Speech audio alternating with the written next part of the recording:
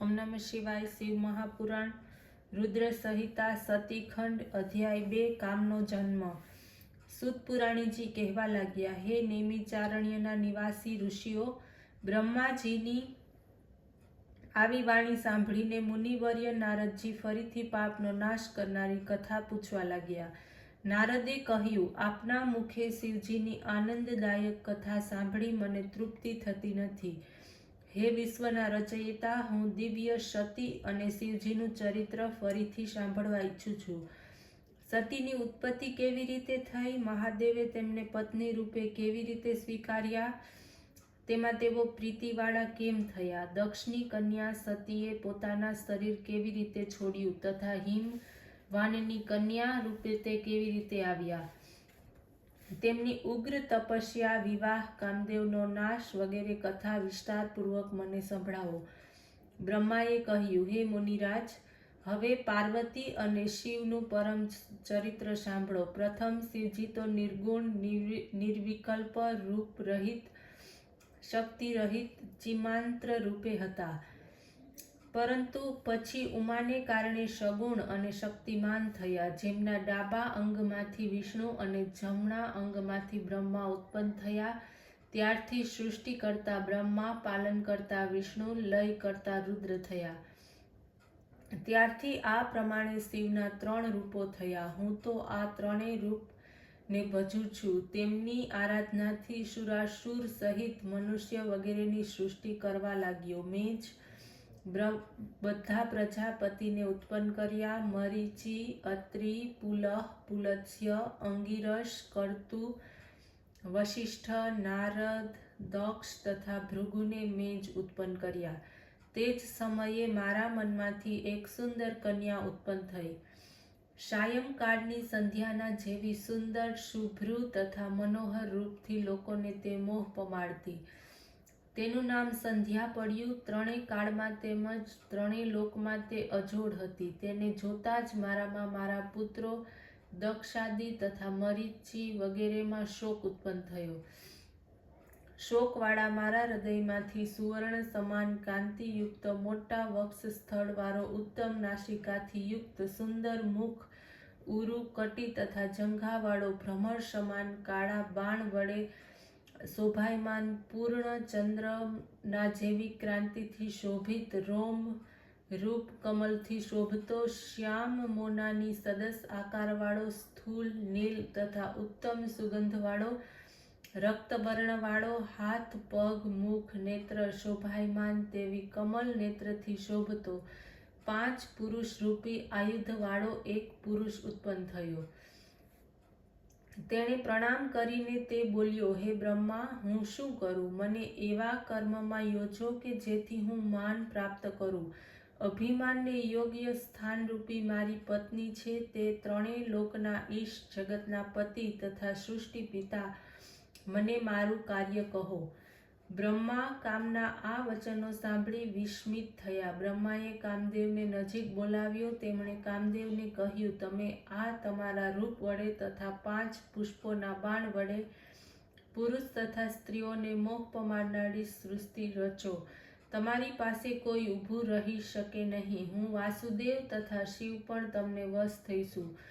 તો પછી બીજા જીવોની શું વાત? પ્રાણધારીના હૃદયમાં પ્રવેશો, સુખપૂર્વક ત્યાં રહો, તમો સનાતની સૃષ્ટિ કરો.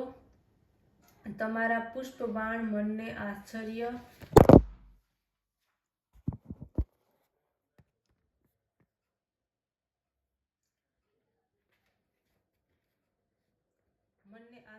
આપનારા થશે. આ સૃષ્ટિને ચલાવનારું કર્મ મેં તમને કહ્યું. તમારા બાણ સુખ અને પ્રાંતિઓના મદદ આપનારા થશે.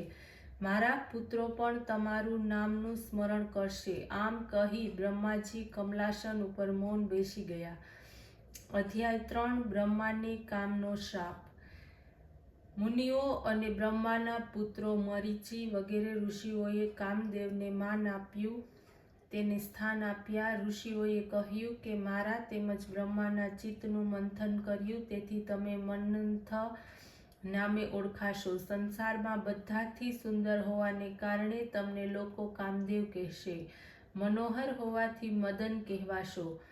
અહંકારથી તમે અહંકારી કે કંદર્પી તરીકે ઓળખાશો. તમે બધા દેવો કરતાં પરાક્રમી થશો. સર્વ સ્થળે તમારી ગતિ થશે.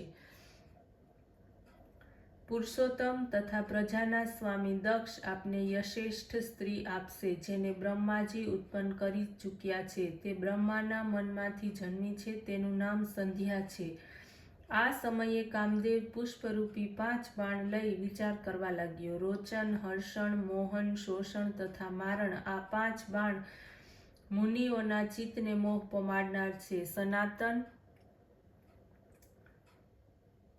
જે કાર્ય બ્રહ્માને મને સોંપ્યું છે તેની તો પરીક્ષા કરવી જોઈએ. કામદેવ આમ વિચારી પોતાના બાણનો પ્રયોગ મુનિઓ ઉપર કર્યો. આ પુષ્પધ્વનાએ પંચબાણનો ઉપયોગથી બ્રહ્મા વગેરેના મન હરી લીધા. બ્રહ્મા અને મુનિઓ મોહ પામ્યા, વિકારવાળા થયા. બ્રહ્મા વારંવાર સંધ્યાને જોવા લાગ્યા. બ્રહ્માના મનમાંથી આ સમયે 49 ભાવો ઉત્પન્ન થયા. સંધ્યાએ તે ભાવોને ધારણ કર્યા, પોતાના શરીરને વધુ કાંતિમય કર્યું. બ્રહ્મા, પ્રજાપતિઓ, દક્ષ, મરીષિ વગેરે મુનિઓ તેની અભિલાષા કરવા લાગ્યા. સંધ્યા પણ વિકારાસક્ત બની.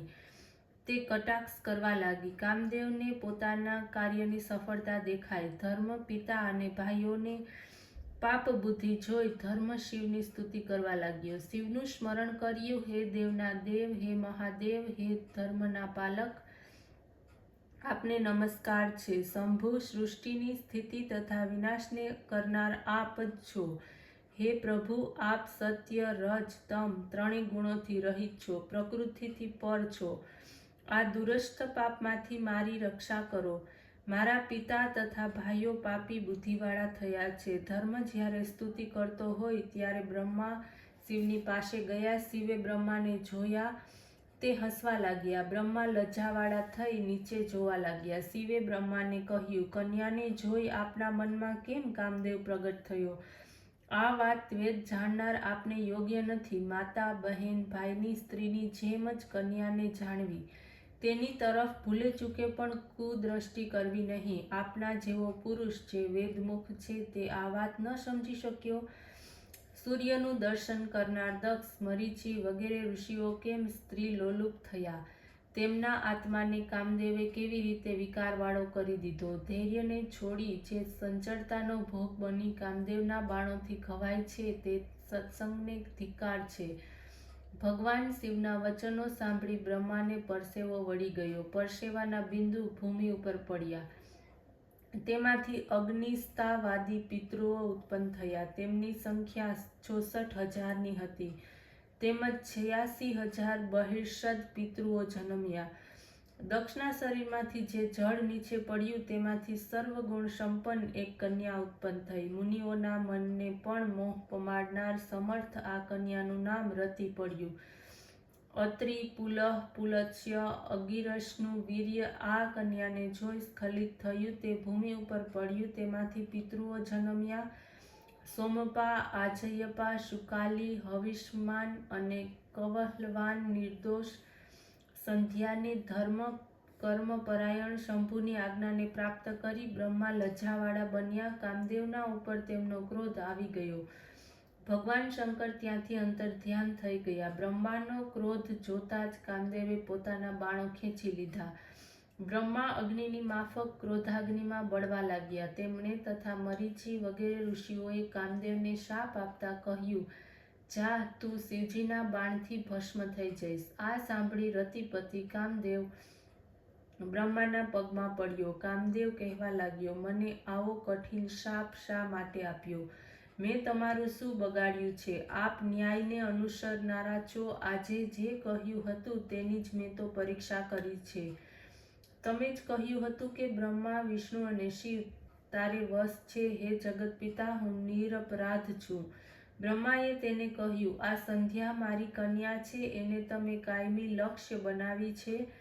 તેથી જ મેં તને શ્રાપ આપ્યો. હે કામદેવ, હવે શાંત થઈને સાંભળો કે જ્યારે તમે મહાદેવજીના નેત્રરૂપી અગ્નિથી ભસ્મ થઈ જશો ત્યારે પુનઃ શરીરને ગ્રહણ કરશો. આ પ્રમાણે કહીને પિતામહ બ્રહ્મા ત્યાંથી વિદાય થયા. પછી કામદેવ તથા મુનિઓ પણ પોતાના સ્થાને ચાલ્યા ગયા. ઓમ નમઃ શિવાય.